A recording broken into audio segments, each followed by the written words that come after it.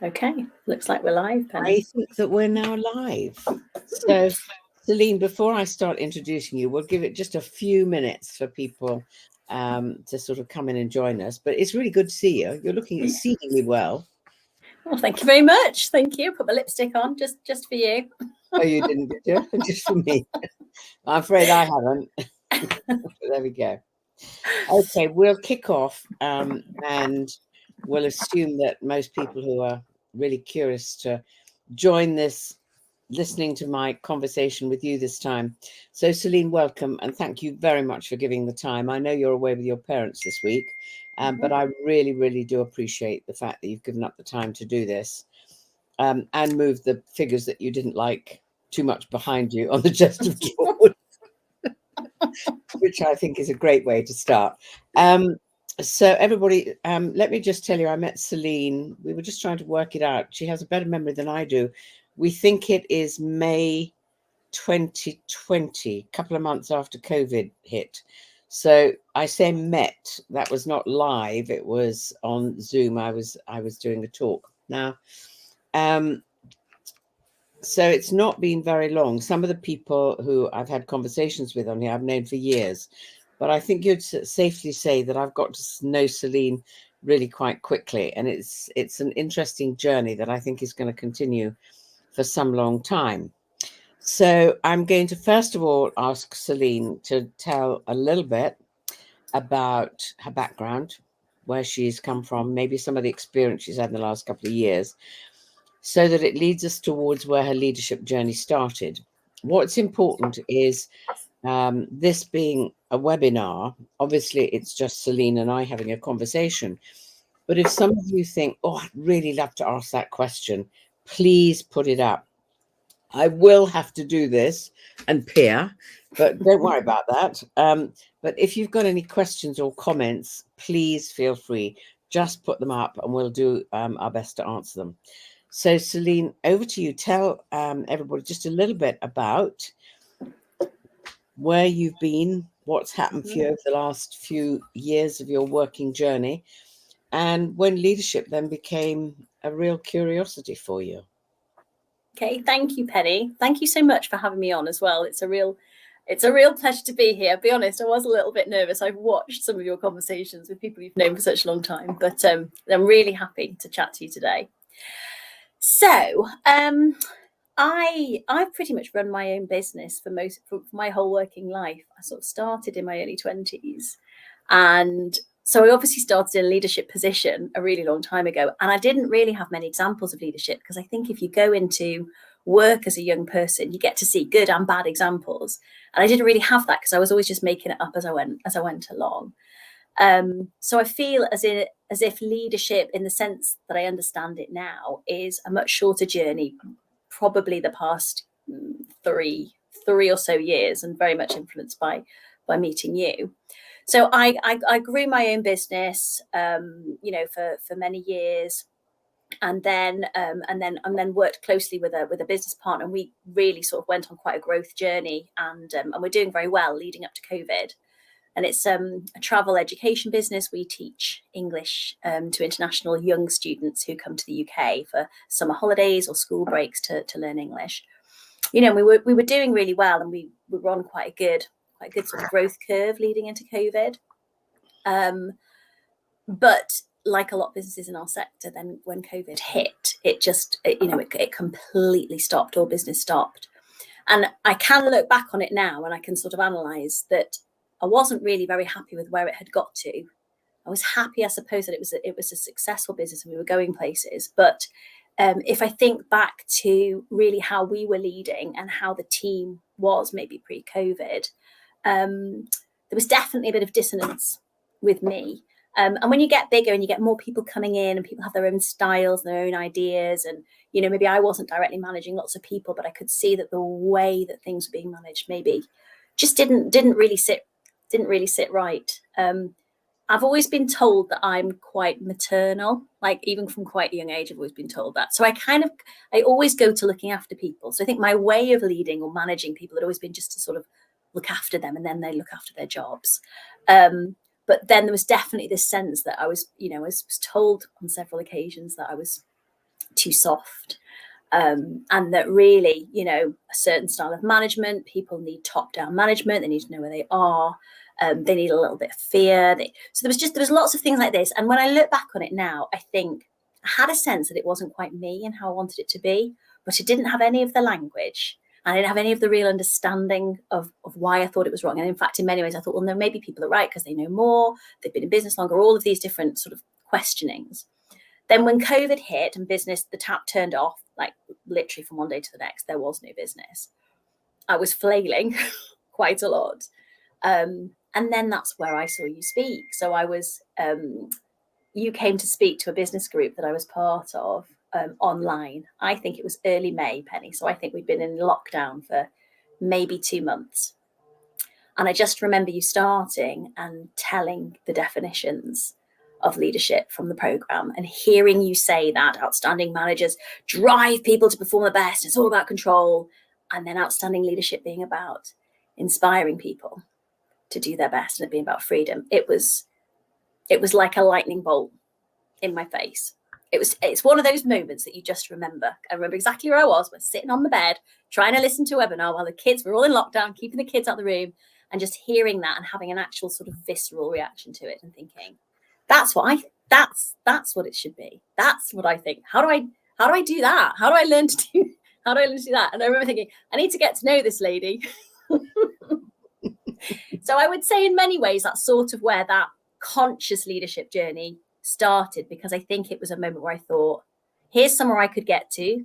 Here's some language around it. How do I learn? How do I learn more? Yeah. And then I signed up, didn't I, for your program? Yeah, and I know it's really interesting. I can't remember if you came on the first virtual program that we ever did. Was it the first one? Yeah. How interesting, because of course when we were in a similar position, you found that all of your business stopped dead, and financially you were sort of saying, oh shit, this is not going to be an easy journey now, because that nobody's going to be flying over from anywhere to learn English. They're not allowed to go anywhere, and everywhere's closed down basically. No airlines flying, no travel, nothing. And of course for us who was delivering training, it stopped overnight. That was it, completely stopped dead. And I can still remember, because Ems used to say to me, and for those of you who don't know who Ems is, I think nearly everybody does, she is my co-director and also my younger daughter. And Ems had been saying to me for months, if not years, Mum, I really think it's possible to have this as a virtual program. And I kept saying, no, it's not going to work. No, it's not good. And of course, she then challenged me when COVID hit and said, Mum, now's your opportunity. And I literally spent, I don't know, the first 6 to 8 weeks talking to a bloody telephone, and out in my little office here with the telephone on, sort of piled on books, and then a STEM thing, and talking to a telephone, trying to be inspirational when there's nobody around except for you and the dogs, and talking to this telephone. So I filmed the entire program. And there was a lovely guy who we used for quite a lot of filming, Tim Payne. He did then some of the editing and making it, look just a little bit better than just a home shot in the video in the office. And he did it. And I remember having discussions with Ems and with our the trainers who we work with. And they was almost saying, not Ems, but the trainers were saying, I'm sure you could just do the program, the 3-day program, as it is. And so I said, no, you can't. You cannot have people sitting in front of a bloody computer for hours on end doing that. You can't do it. No. So I think it needs to be spread over 10 weeks, so 11 sessions where, they get sent something every week, a bit more of the program, and then have a live session. Well, we had no idea if it was going to work. No. You said you were nervous coming to talk to me today. I was very nervous, thinking I have no idea how this is going to go. And I can't remember. We did end up, I think we got about 24 people to sign up on that first program. Yeah, that's the one I did. Well, it was the one you did. Wow. And we were amazed at the feedback, because, and Ems was basically saying to me, there you are, Mum, I told you so. And it's really interesting, because there was me thinking it wouldn't work. And of course, the dynamics are different. There were bits of it at that time we couldn't do. And we learned the lesson quite painfully in that we did one a month. And at the end, I think the last one had something like 94 people on it. And we knew then that's not going to work. You know, some people had said to us, go for big numbers and everything. And we said no. So now, as you know, we won't do more than 12.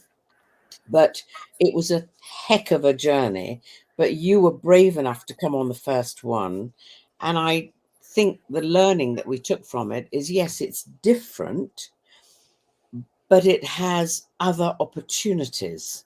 Because when you go through the 3-day one, everything comes at you and it's sort of, oh, wow. This way you can build gradually, and halfway through you can think, I just need to go back and check what it was that was said on 3 weeks ago so that I can relearn it. And that's amazing. So tell me, as a result of doing that, Céline, what happened for you? What changed? And what then encouraged you or inspired you to say, I want to take this further? Well, I was on that first pilot, so it definitely was the first time that you were doing it, and it was the middle of lockdown. I was trying to manage a business that was failing. It had such a great impact, and I can remember thinking, oh, I need more time on this. Like, I need to take this further. But there was an awful lot going on. So I remember thinking, I need my whole team to do this, because this is a toolkit for the sort of leadership that I want, that I aspire to, and for the sort of culture and the way I want my business to be. So it's no good if I just do it and then start telling everybody about it. So we did it. We actually then did it again in the autumn, and we all went through it together, and that had a huge impact on all of us. I mean, for me, one of the things that's quite interesting is that we teach language. That's what we do. We teach language to people who are non-native speakers, and we teach them how to speak English.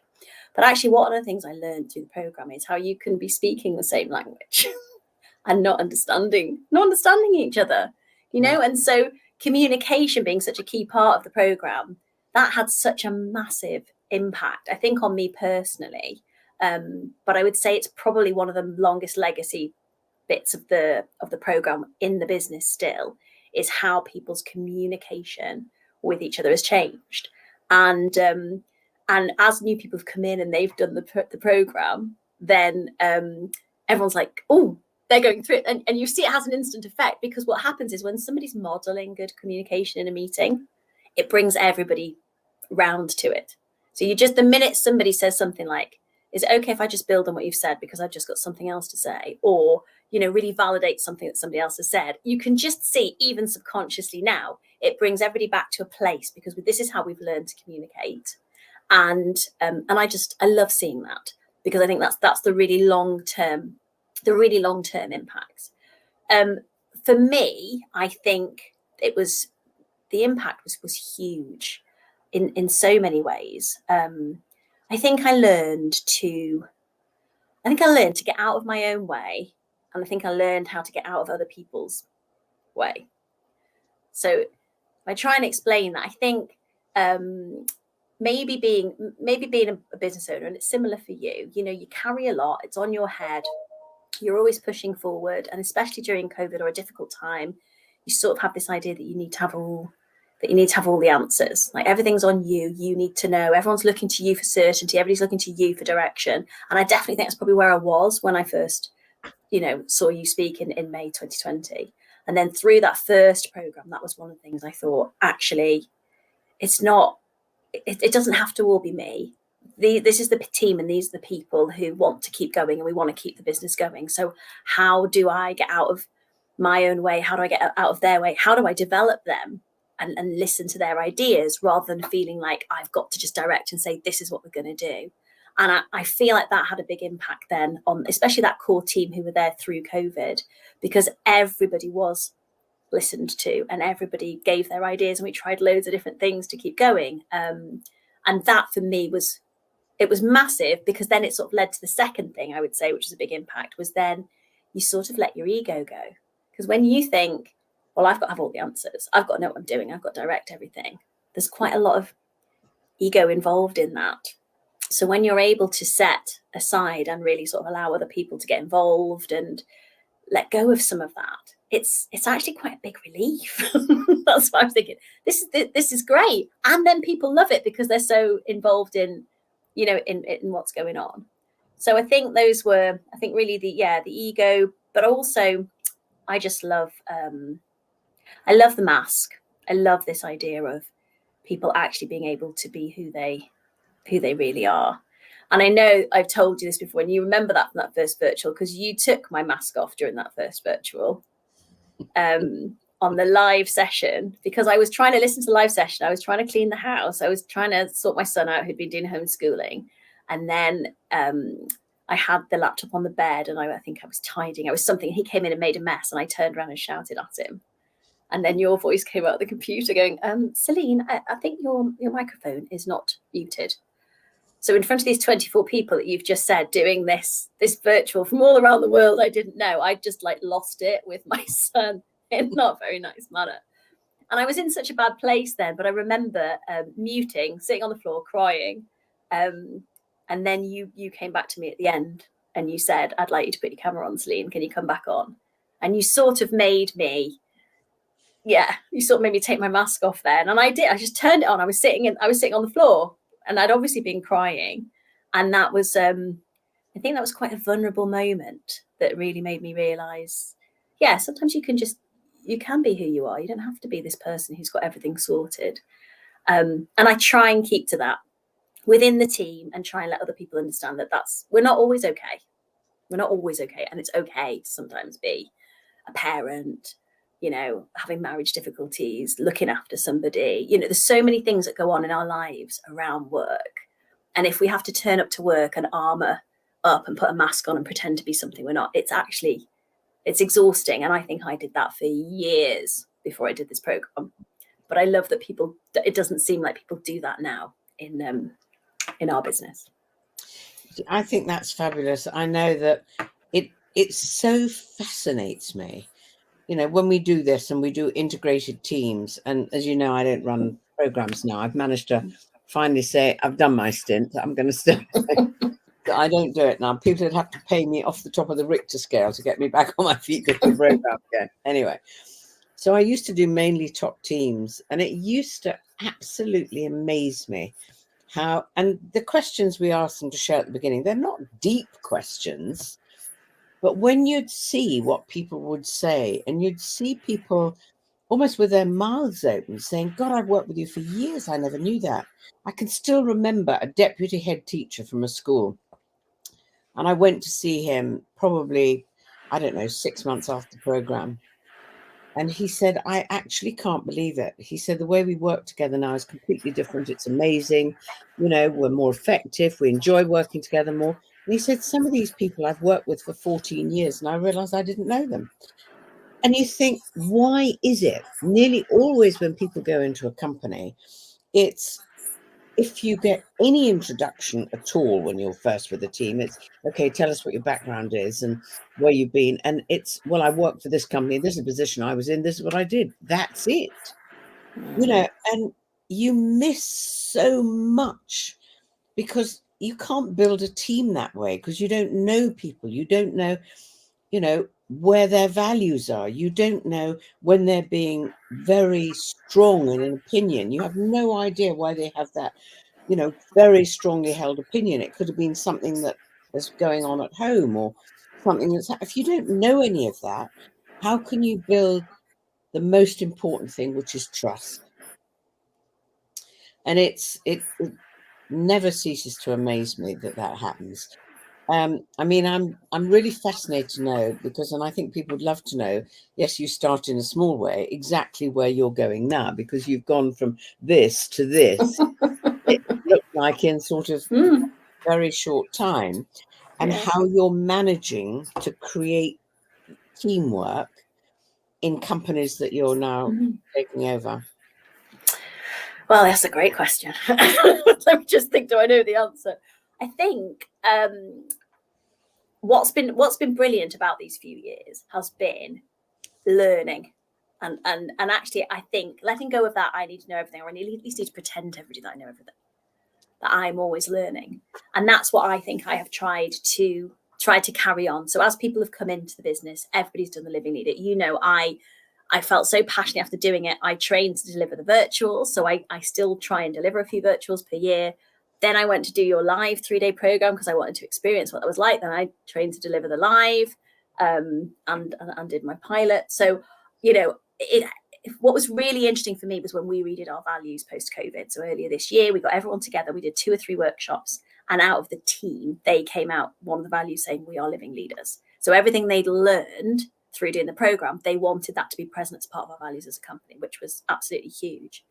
So now, obviously, yeah, it was dicey for quite a long time. And then we, as the whole travel industry, there was a lot of pent up demand. So we've sort of had a bit of a bounce back. And now we're growing. We're growing an education group, so we are acquiring a couple of other companies to come under our brand. And I recently posted, I was very uncomfortable doing this, but posted on LinkedIn because I've now become the CEO. I was always the managing director of UKLC, but now that there are other businesses, and that's part of that. It's been a real shift and a learning for me because I'm learning how to do it. I don't know how to do it, but I'm trying to take the principles of what has worked with our team and bring that across the rest of what we're doing.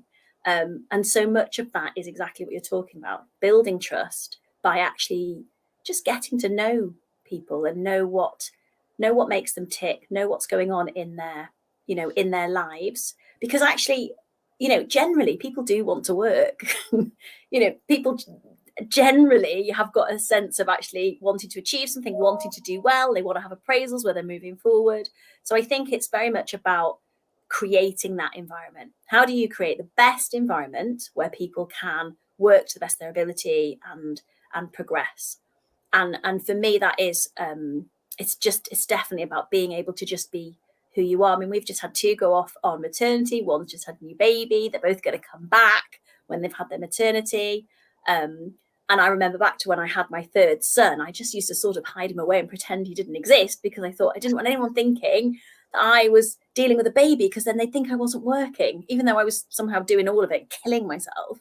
So trying to create that sort of environment where, that's okay. And if you have to come back part-time for a bit, sports days, school plays, go and do that stuff and then come back, like that family is so important. And I feel like when people relax like that, because they understand that they're still going to be able to have their home life, they're still going to be able to be who they are, and they can be open with people who are around them. Like you said, Penny, it builds trust, and then they work better because then they're more engaged and more involved in what's going on. So I wouldn't say I've definitely not nailed this. I'd say I'm still a student and still in my infancy in terms of my leadership journey, but it's a learning on the job. And I don't actually think you ever get to a stage, do you, where you think, oh right, I've nailed this now. I'm a great leader now. I don't think that's part of it. I always want to keep learning, keep reading, and this one's the tough one out of the program. Keep listening to feedback, because that's where you do best learning, is when people feed back to you. And I think that was probably the hardest bit of the program to properly implement, if I'm being really honest. It's not easy, and sometimes you'll hear feedback that you just don't agree with at all, but you have to accept their perceptions, their reality. And so it's saying, okay, and then it's endeavoring to find out what is the behavior you're doing that's leading them to a completely, where you're sitting, inaccurate perception. And it's not easy. I mean, one of the things that I'd be curious to know how easy you find this. That when I deliver a live program for a top team, the CEO will always know, after I've done my introduction, being very open, very vulnerable, and saying who I really am. The CEO knows when I say who would like to go first, the CEO needs to go straight away. And so they'll say, well, why don't I go first? Because otherwise, if they're not prepared to be open and vulnerable, then the team's going to sit there thinking, oh, I can't say that in front of the boss. Oh, do I? So they have to. So you've now just stepped into a much, much bigger role. I mean, the companies that you're buying are, I don't know how many times bigger than you are or were before. So you're literally going like this. How easy are you finding it that you're the one who has to go out there and be utterly open and vulnerable first? I don't think it's ever easy. I'm not sure that's easy. I think it's uncomfortable, but I think I've realised in my sort of middle age now that discomfort is quite a good thing to lean into. Like where we're uncomfortable, we move away from. Generally, that's because something's being indicated to us that we should look at. So let's just say I try and lean into the discomfort of it. And it involves letting go a lot and again, letting go of the ego, letting go of the perception of how people might think about you or what you want people to think. You know, we all have this idea, don't we? Want people to think these things about us. And sometimes that's not the case. And I think there's been times when I've had to be really, really quite honest. And probably again, COVID was just such a great teacher to me, if I look back on it, because I really didn't know. Man, we had meetings where I was going, I'm not really sure. Like we couldn't give any certainty. And then, and there was a few times where maybe I got emotional with the team. So they saw that and they saw me being vulnerable. And the whole thing has sort of coincided with menopause.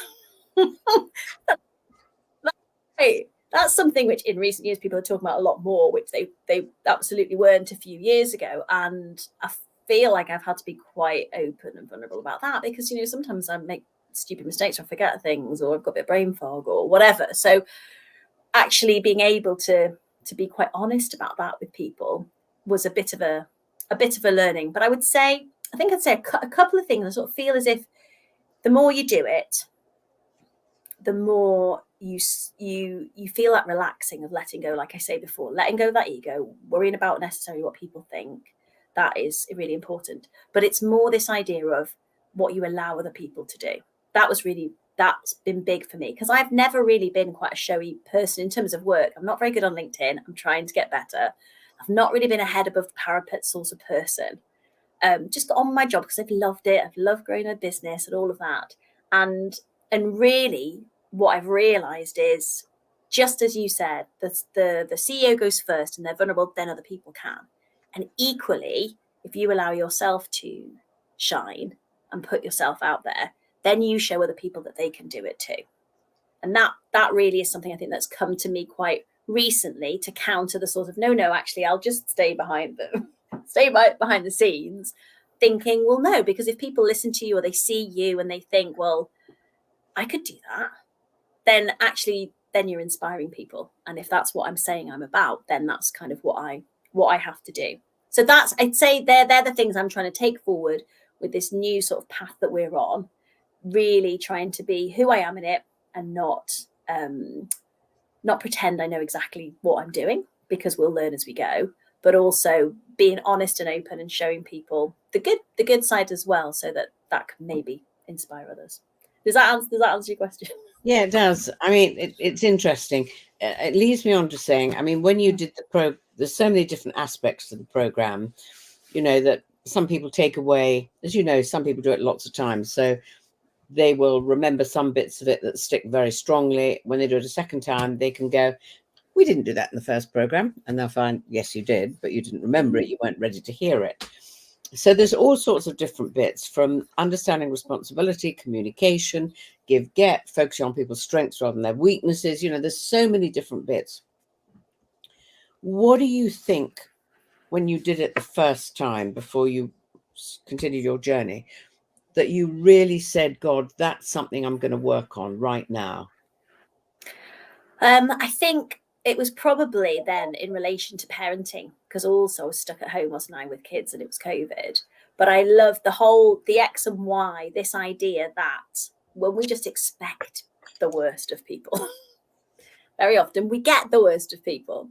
And whilst I might not be doing that in a business context, but I definitely think I was doing that at home. And it comes down to, doesn't it, micromanaging, when you just expect, you think everyone's trying to get away with stuff. So they need completely micromanaging and you've got to be completely on it. Then people feel as if they're just being surveyed the whole time and not trusted. And when I did the program the first time, my girls we were just navigating teenage years with my eldest.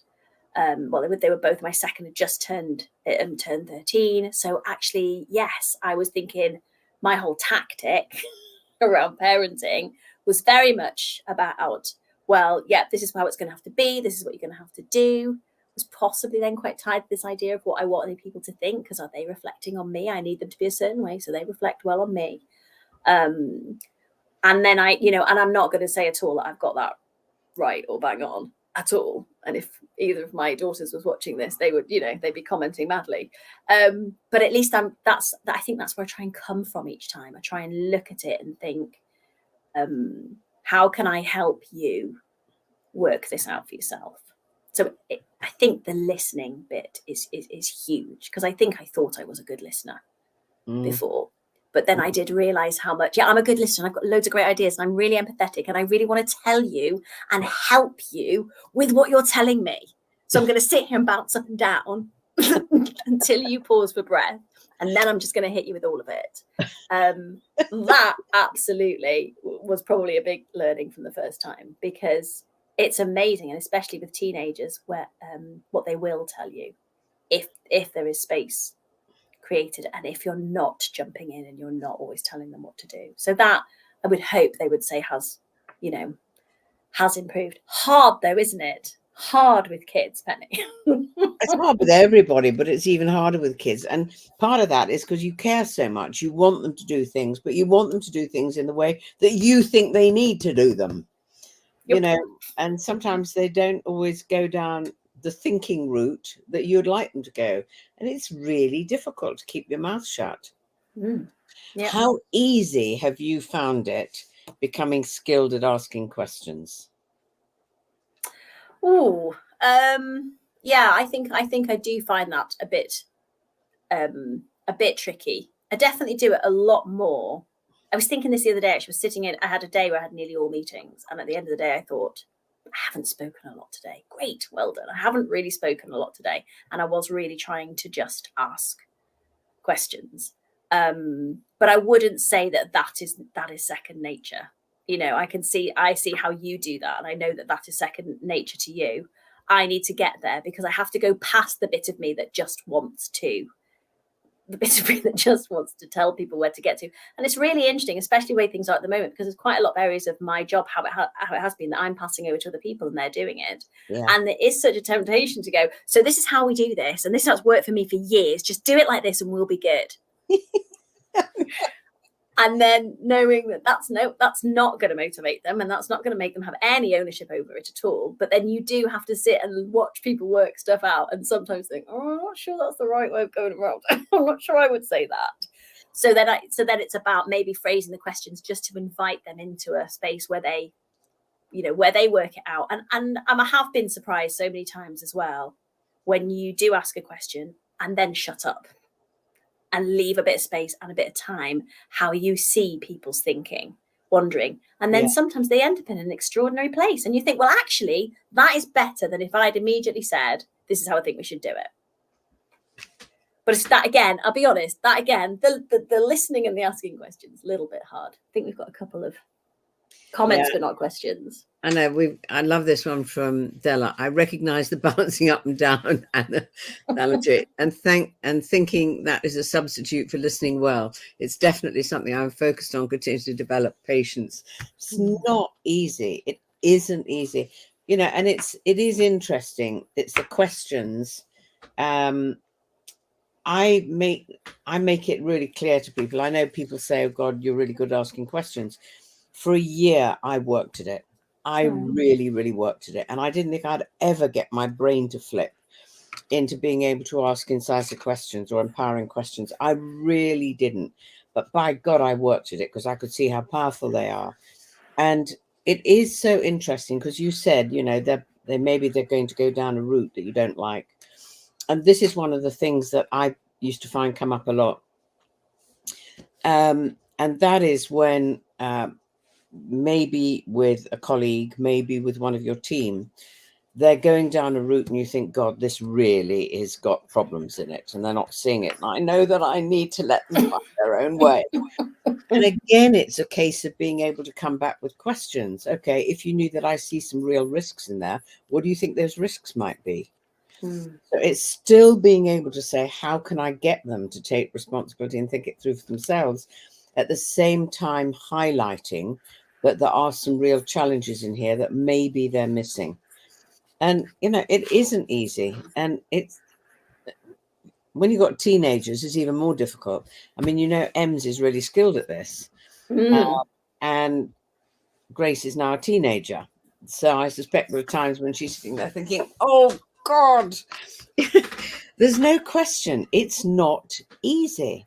But it's the one thing, I've got to be a little bit careful when I say this, but it's so tempting when you see somebody not doing things the way you think they need to do it. But I was having a conversation with a very senior person the other day, and I could hear she was telling me what she was doing and saying, I'm really working well, and saying, you need to go away and think about this. You need to go and do this. You've got to make this work. And I said, hang on a minute. Is that the most useful way to do it? And I could hear she was endeavoring to do all the right things, but to be honest, in the wrong way, because she wasn't doing it with questions. Instead of saying, if you knew that there's some real opportunities here and some real challenges, how do you think you'd find out what those are? How would you begin to work with your team to get them to think it through? There was not enough questions in there. And I was thinking, this is going to be interesting. And, you can hear it when somebody explains something to you, and thinking, how can I get them to really understand? And I would say, if you knew that really developing your skill in questioning is key, how are you going to go about it? What are you going to do? It's not easy. It's not easy, but I committed, and I'm not kidding. It took me a year before I really began to get my head around it. The good news is that once your brain flips in being able to ask questions in that way, it's like something flips in your brain and you never lose it again. You have it there, and that's it, which is great. So you're going to keep working on it. I've just got to keep, I've got to keep working on it. And it's definitely at home, but also I think with lots of change as well and people stepping into new roles, I think it is, you're absolutely right. It's almost that reminder. That's what I feel so much about the program. Coming back to it, because it is a different sort of program, the Living Leader program, to anything else. Those sort of things that you do, you get all fired up on the day, you listen to, and then you never look at, and actually nothing's landed. And I do think that's because it hits you more in the heart. It's more an emotional reaction, and we learn better when we have an emotional reaction. But I think then it's over the long term how you keep bringing yourself back to that. And I know that if I'm having a frustrating time, I will think, I'll try and look at it in terms of things I've learned from the Living Leader. And I might think something like, well, actually, you haven't really asked any questions, have you? Or you've immediately gone into a response here. Something's happened, there's something big coming up, we're not happy about it, and you've gone straight into response. So you haven't found your gap to sit and reflect. And maybe you haven't allowed other people around you to do that. So I do see it as a bit of a yardstick. I do, when I'm not having good days and when things are a bit difficult, I do try and come back and think, well, what could I be doing? Could I be listening more? Could I be asking more questions? Could I be finding the pause? That definitely helps me. Yeah.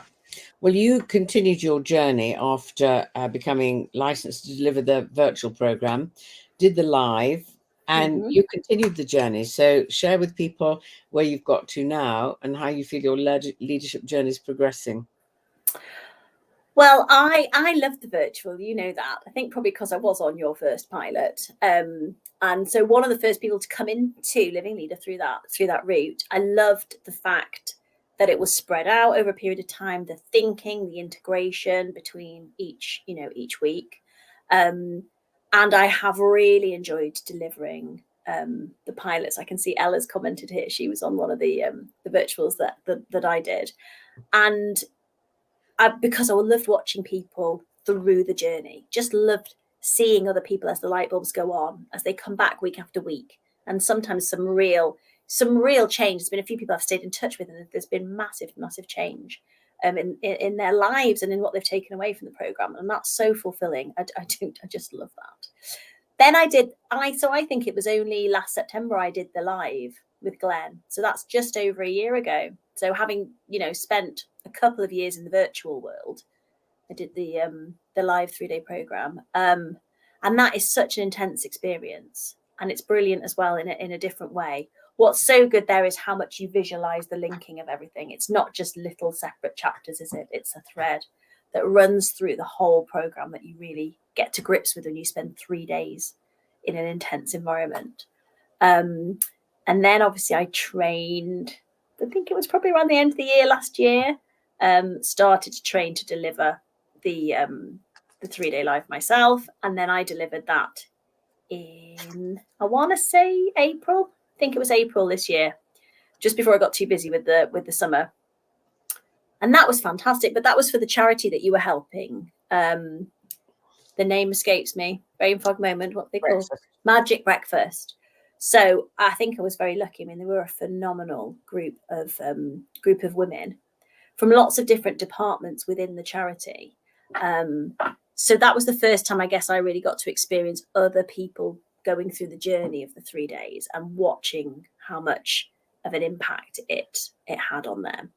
So yes, and I think I'm going to be running some more 3-day programs probably in the future. We're going to have a few more people to sort of onboard into our living leader values. But I think one of the things that's so important for me, it's not the sort of program you stick on a shelf, you don't think about, but doing it and then training to do it is part of keeping it alive within my business. And the main reason for that is every time, even if I'm delivering it, I'm learning it again. I'm very often going over my notes, delivering something, and as I'm talking to people about it, I'm thinking, oh yes, of course, and are you really doing this, and could you do this a bit better? And so that keeps it so fresh. And for me, that is absolutely part of my continued studying of leadership. I think delivering the programs. There's no question. If you really want to learn something, teach it. There's no question. I never stop learning through delivering the program. Never. And I may not deliver the program now, but I still work with clients. So I'm still learning. It never stops. And you're right. You don't suddenly say, I've got it. I'm there. I'm at the top. I've got it. It doesn't work like that. You never stop. And if you forget anything, you can be sure that your kids will kick you back into touch again, which makes you say, yes, maybe I'm slipping a little bit here.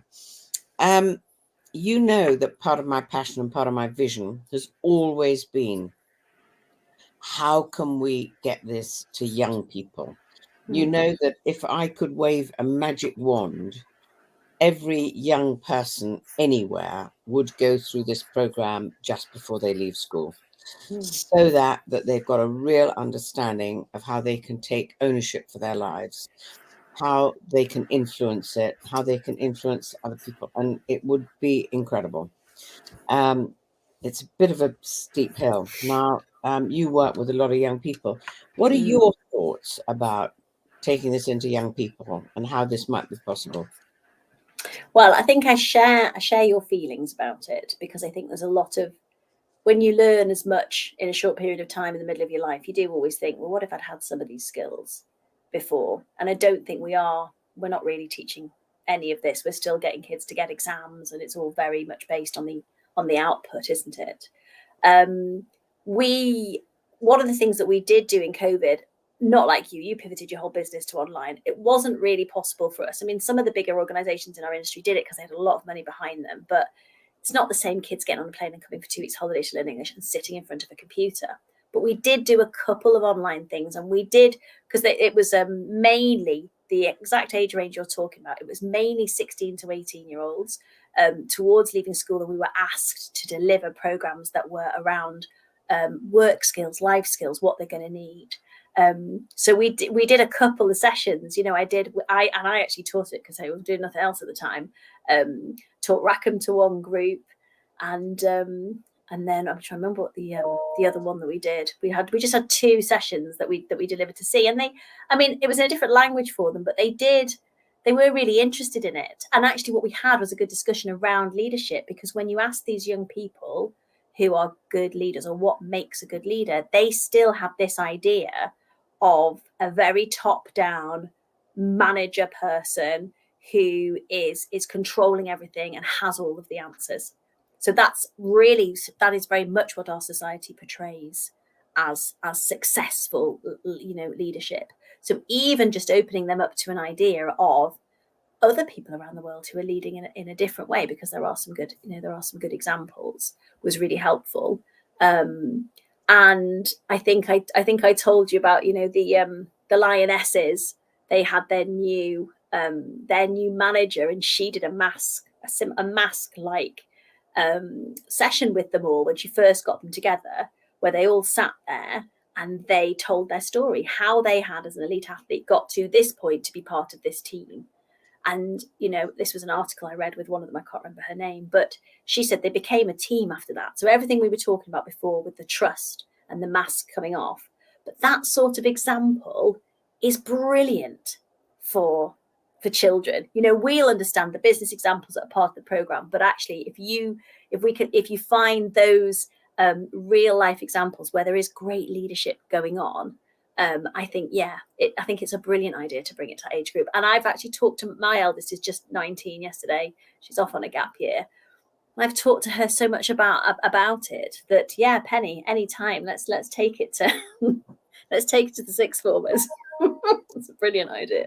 Well, I'd love to. I'd tell you, and I'd be really curious to know how you think this might be something that could be dealt with, because I don't know if you even know, I may have shared with you, I may not. The reason I pulled back from doing it is I'm nervous that we take young people of that age through the program and they get it because you say, as you're absolutely right, I think the reason our program works is it ceases to be just, this is knowledge that is really interesting.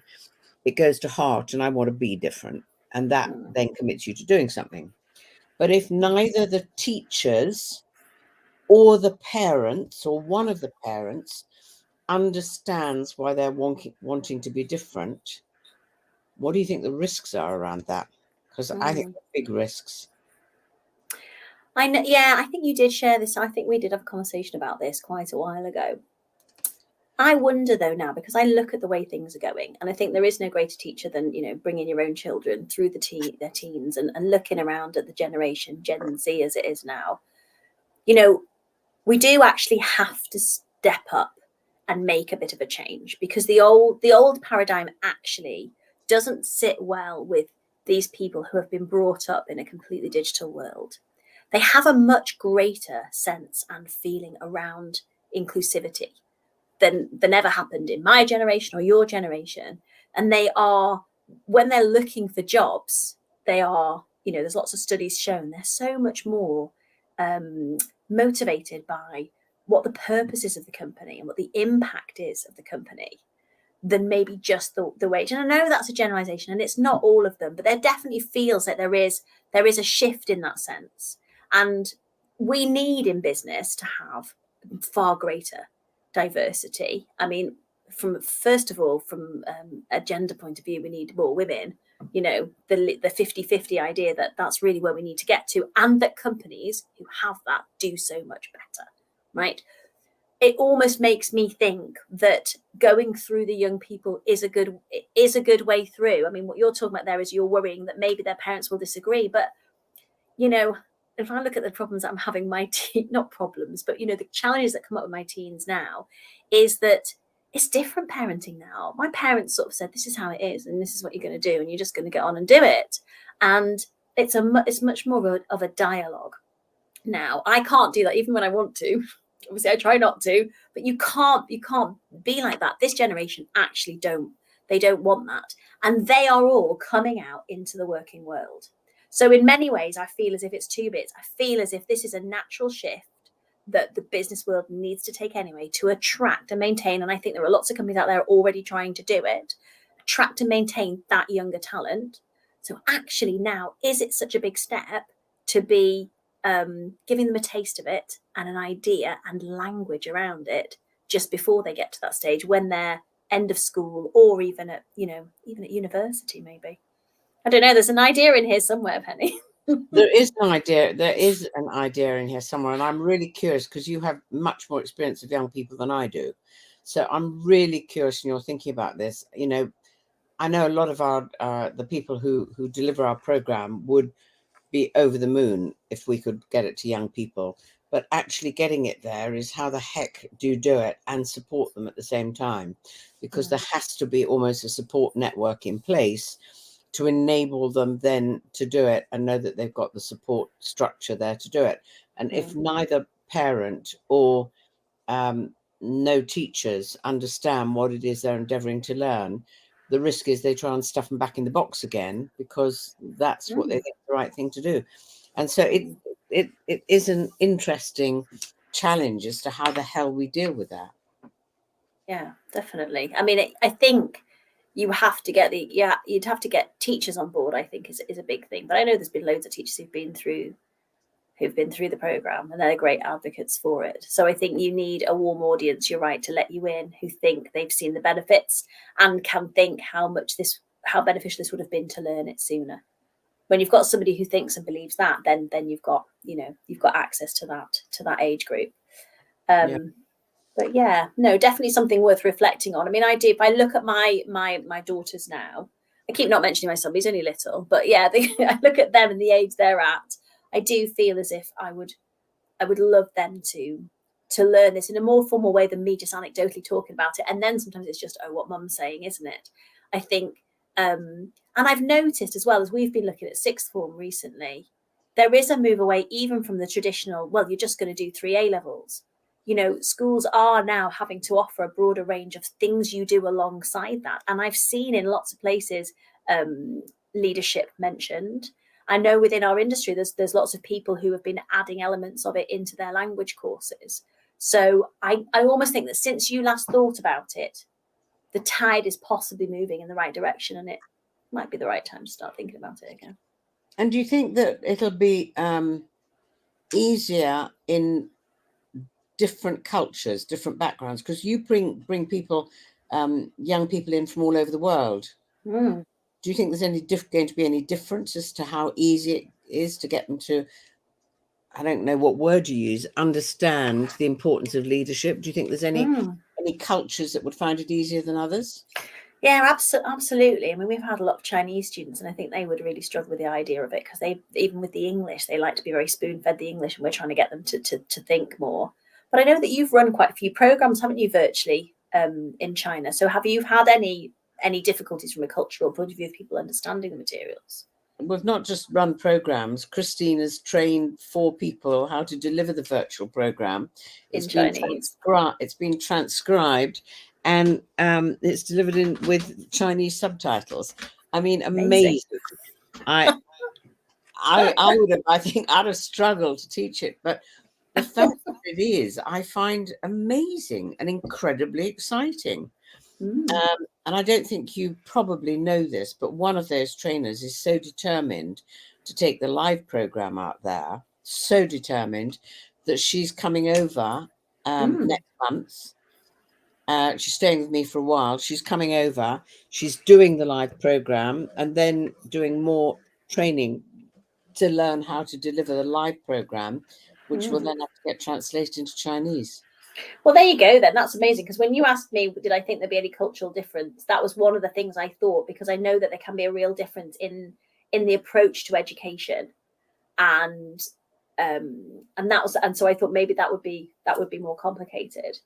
I mean, I think we do think a bit differently, don't we? Because we always sort of follow, there's American thought, and then we follow a bit differently. But when I did the sessions that I did were with Italian teenagers, and they were very open to it. But like you say, I don't know how open their parents would have been. You don't know, because you don't know what their experience is. Yeah. But I think that's not a reason not to try. And I think if you're already having success, that people are doing the program in China, that's incredible, and shows that it's universal. So much of what you learn here about leadership is universal. It's more what brings us together than what separates us. And so I feel like it goes across cultures and languages. I think it is going to be really interesting. So how do you intend to keep developing you as a leader? Just an impossible question, I know. It is. But I think one of my things at the moment is really making time for it, because I think you can get so busy, and we have busy lives, and I've got lots going on, obviously. But actually, I realise how important not only my well-being, but my sort of mental,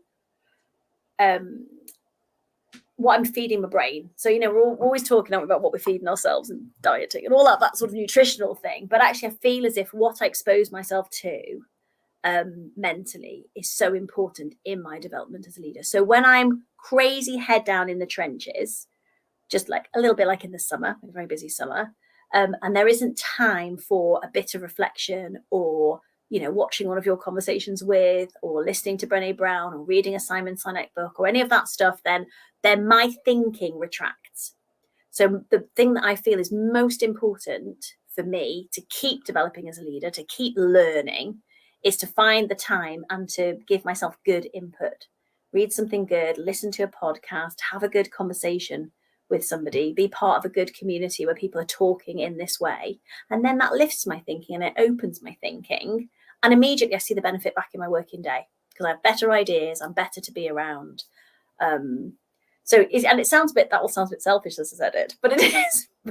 It's important. It's like people say out there about the oxygen mask when they say, look after yourself first. You can put your oxygen mask on first and look after everybody else. And I feel that that's true from a health point of view, but I definitely think that is true from a mental well-being and a learning point of view. Can't stop learning, can't stop reading. Need to get through the big pile that's by my bed and commit to it. But yeah, was that an okay answer? It is. It's a lovely answer. And I want to know, how important do you think it is having your team go through the program, have a similar understanding, so you begin to support each other developing as leaders? How important do you think it is? Or do you think one person can do it on their own at the top? No, not at all. I think it's absolutely imperative that you bring it into a business and then that you bring it down to everybody in the business. It ties people together.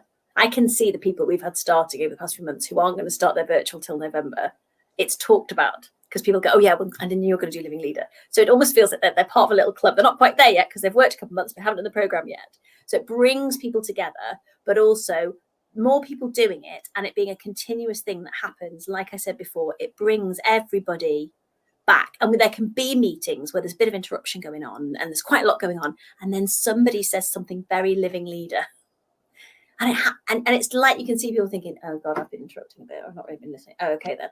And you see that impact. And I think having that language and like I said, it's like a yardstick. We keep pulling ourselves back. We're not perfect. We're not getting it right all the time. But at least everybody's trying to do the same thing.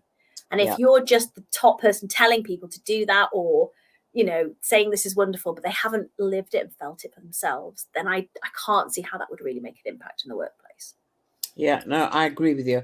Now, I just want to take you back. Something you said very, very early on when in our conversation.